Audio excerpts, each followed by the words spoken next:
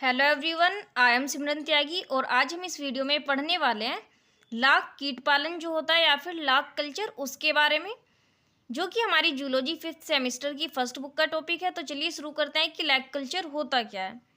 प्राकृतिक विदों ने प्राचीन काल से ही लाख के कीट तथा उसके उत्पादों का जो ज्ञान है वो प्राप्त कर लिया था और अनेकों प्राचीन ग्रंथ जैसे कि अथर्ववेद, महाभारत आदि में लाख का उल्लेख किया गया है।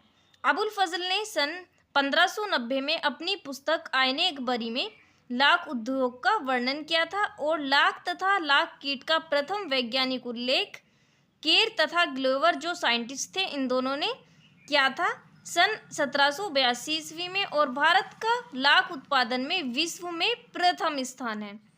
अब देख लेते हैं इसका क्लासिफिकेशन। फाइलम होता है आर्थ्रोपोडा, क्लास होती है इंसेक्टा, ऑर्डर होता है हेमीपटेरा, फैमिली होती है इसकी लैसीफेरिडी, जीनस होता है टैकार्डिया और स्पीसीज होती है लैका, यानी कि टैकार्डिया लैका इसका क्या है साइंटिफिक नेम है।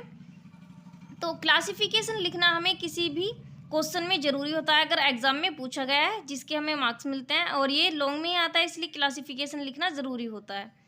अब देख लेते हैं लाख कीट के बारे में। सो टैकार्डिया लैका जिसे पहले लैसीफर लैका के नाम से जाना जाता था, और इस छोटे रेंगने वाले एक ये कीट है जो पीपल, बरगद, ढाक, अंजीर आदि वृक्षों पर पाया जाता है, जो अपने मुखांग को वृक्षों के ऊतकों में घुसाकर ऊतक द्रव चूसता है तथा अपने पिछले भाग से लाख का श्रावण कीट सुरक्षा के लिए करता है। औद्योगिक लाख मादा कीट से प्राप्त किया जाता है। लाख कीट खटमल के समान छोटा कीट होता है। ठीक है, अब देख लेते हैं इसमें जो नर कीट होता है वो लाल रंग का, लगभग 1.25 से 1.5 मिलीमीटर लंबा सामान्य कीट के समान होता है, जिसमें कम विकसित आंखें, अभी हम डायग्राम देखने वाले हैं, तथा खंडों से बनी श्रृंगिका पाई जाती हैं। और मादा कीट जो होती है वो गोल थैलीनुमा लगभग 4 से 5 मिलीमीटर आकार की होती है। इसमें सिर, पंख या पाद आदि विकसित नहीं होते हैं। इसमें अल्प विकसित श्रृंगिका पाई जाती है और इससे 3 अंकुर निकले होते हैं। इनमें से एक पर गुदाद्वार पर तथा 2 पर श्वसन रंध्र जो होते हैं यानी कि स्पायरेकल्स वो होते हैं, और श्वसन रंध्रों के समीप 2 खंडीय रोस्ट्रम पाए जाते हैं। और रोस्ट्रम जो है लैबिया, जो रोस्ट्रम होता है वो लैबियम तथा लैब्रम से बना होता है। इसमें मैंडिबल्स व मैक्सिली स्थित होते हैं। तो देख लेते हैं अब इनका डायग्राम। ये देखिए, ये डिफरेंट स्टेजेस हैं हमारी जो लाख इंसेक्ट होता है उसकी। यहाँ पर देख लीजिए आप, ये क्या है, लैक नेस्ट विथ स्टिक। ठीक है, ये इंसेक्ट है, यहाँ पर ये स्टिक से जुड़ा हुआ है। ये पोर्स हैं और ये लैक नेस्ट। ओके, इसके बाद यहाँ पर अभी हम देख रहे थे स्पायरेकल, यहाँ पर आपको दिख रहे होंगे, ये एंटीना होता है इसमें एनस, और ये क्या है फीमेल जो हमारा लैक इंसेक्ट है वो है। उसके बाद ये होती है मेल होते हैं विंग्ड मेल, यहाँ पर आपको विंग्स दिखाई दे रहे होंगे इनमें कंपाउंड आइज, एंटीना और ये इसका हेड है। उसके बाद थोरैक्स एंड फुट्स भी इनमें होते हैं, ये इसका स्टमक है। ये होता है कोडल सेटा, जो इसमें भी एंटीना और लेग्स पाए जाते हैं। अब देख लेते हैं हम इनका लाइफ साइकिल। अगर आप चाहें तो इसको स्क्रीनशॉट लेकर डायग्राम भी बना सकते हैं। जीवन चक्र। सो यह निषेचन के पश्चात अक्टूबर तथा नवंबर माह में 250 से 500 अंडे देती है। लगभग 6 सप्ताह के पश्चात इन अंडों से प्रथम अवस्था की जो निम्फ है वो निकलते हैं, और निम्फ के सिर पर एक जोड़ी श्रृंगिकाएं उपस्थित होती हैं। इसकी शरीर में 3 खंडों का बना वक्ष जो है वो स्थित होता है, जिसमें 2 श्वास रंध्र यानी कि 2 जोड़ी श्वास रंध्र होंगे, और तथा 1 जोड़ी पैर पाए जाते हैं। यह 1 जोड़ी पैर पाए जाते हैं और जो 2 जोड़ी पैर इसके उदर खंडों में उपस्थित होते हैं। यह निम्फ अत्यंत सक्रिय होता है तथा अंडों से निकलने के तुरंत बाद भोजन के रूप में नई शाखाओं तथा पत्तियों को खाना प्रारंभ कर देता है, और निम्फ के समस्त शरीर पर उपस्थित चर्म ग्रंथियों से रेजिन का जो श्रावण है वो प्रारंभ हो जाता है, और यह रेजिन वायु के संपर्क में आने पर कठोर होकर निम्फ के चारों ओर एक कोष्ठ या फिर सेल का निर्माण करता है, और इस कोष्ठ में अग्र व पश्च भाग पर 2 छिद्र उपस्थित होते हैं।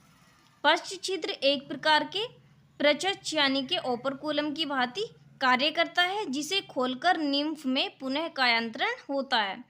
तथा 30% सक्रिय पंखयुक्त जो नर है, हमने अब इसका डायग्राम देखा है, एवं 70% पंख विहीन मादाएं जो हैं वो विकसित होती हैं और नर मादाओं का निषेचन करने के पश्चात कोष्ठ को छोड़ देते हैं, यानी कि सेल को छोड़ देते हैं और मादा में 3 बार निर्मोचन प्रक्रिया होती है, माउल्टिंग की प्रक्रिया होती है।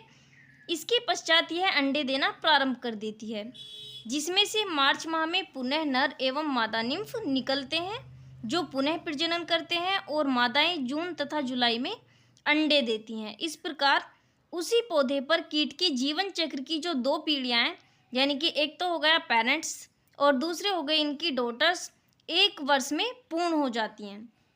उसके बाद यहाँ पर कल्टीवेशन दिया गया है, लाख की खेती कैसे करते हैं। सो देखते हैं कि भारत में लाख की जो रंगीनी व कुसुमी 2 प्रकार की फसलें वर्ष भर उगाई जाती हैं। जो रंगीनी फसल है वो कार्तिकी तथा बैसाखी तथा कुसुमी जो फसल है वो अघनी तथा जेठी प्रकार की होती है, यानी कि इस मौसम में उगाई जाती हैं। और इस प्रकार इन 4 फसलों के लिए संरोपण काल क्रमशः जून से जुलाई, अक्टूबर से नवंबर, जुलाई से जनवरी तथा फरवरी माह होते हैं। लाख का उत्पादन एक जटिल प्रक्रिया है जो निम्न चरणों में पूर्ण होती है। देखते हैं वो निम्न चरण क्या क्या है। फर्स्ट होती है संरोपण, यानी कि इनोक्यूलेशन। इस प्रक्रिया में लाख के तरुण कीट को पौधों पर भली भांति व्यवस्थित किया जाता है। यह निम्न 2 प्रकार की होती है। फर्स्ट होता है हमारा प्राकृतिक संरोपण, यानी कि नेचुरल इनोक्यूलेशन। इस प्रकार के संरोपण में निम्फ स्वयं ही पौधे पर आक्रमण करके उसकी टहनियों तथा नवीन पत्तियों का रस चूसना प्रारंभ कर देता है और अनेकों जलवायु कारकों की प्रतिकूल परिस्थितियों से यह प्रक्रिया प्रभावित होती है। सूर्य की तीव्र धूप जैसे कि और हमारी अधिक वर्षा, वायु आदि निम्फ के संरोपण पर प्रभाव डालते हैं। सेकंड होता है हमारा आर्टिफिशियल इनोक्यूलेशन या फिर कृत्रिम संरोपण। सो कृत्रिम तरीके से जो तरुण कीट का संरोपण करने की एक प्रक्रिया है, उसमें संरोपण करने से प्राकृतिक संरोपण के दौरान होने वाले प्रतिकूल प्रभावों को दूर किया जा सकता है, यानी कि जिस भी कारक का प्रभाव पड़ रहा था, जैसे कि तेज धूप हो गई, अधिक वर्षा हो गई या वायु हो गई, उन प्रतिकूल प्रभावों को दूर किया जा सकता है।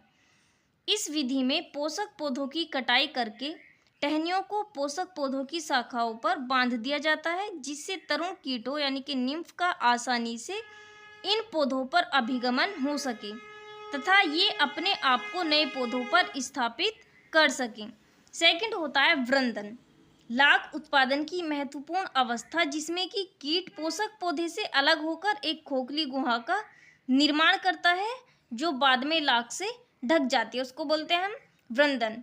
थर्ड होती है लाख की उपज प्राप्ति। सो पोषक पौधे से लाख प्राप्त करने की जो प्रक्रिया है उसको हम बोलते हैं उपज प्राप्ति और यह 2 प्रकार की होती है प्रायः। फर्स्ट होती है अपरिपक्व उपज प्राप्ति। इसमें होता है कि फर्स्ट में वृंदन से पहले लाख प्राप्त करने की प्रक्रिया जो है उसको बोलते हैं अपरिपक्व उपज प्राप्ति तथा इस प्रक्रिया में लाख जो प्राप्त लाख होता है उसको हम बोलते हैं एरी लाख। सेकंड होती है परिपक्व उपज प्राप्ति। सो वृंदन के पश्चात लाख प्राप्ति परिपक्व उपज प्राप्ति कहलाती है तथा इस प्रक्रिया में परिपक्व लाख जो होता है वो प्राप्त होता है, जिसको हम मेचर लाख बोलते हैं। सो ये तो हो गया हमारा लाख का जो इंसेक्ट है उसका लाइफ साइकिल एंड हम कैसे प्राप्त करेंगे। अब देखते हैं कि इंडस्ट्री में कहाँ कहाँ इनका उपयोग किया जाता है। लाख उद्योग का संसाधन।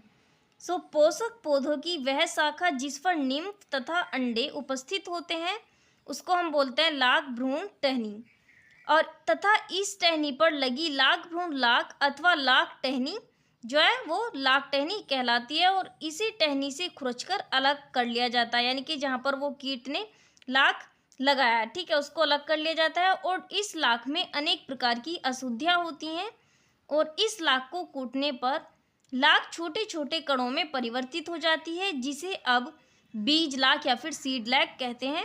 इसे पानी में भिगोकर सुखा लेते हैं तथा कपड़े से बने थैलों में भरकर आग के ऊपर लटकाकर पिघलाते हैं, जिससे क्या होता है लाख पिघलकर बाहर आ जाता है तथा अशुद्धियाँ जो होती हैं वो थैलों में रह जाती हैं।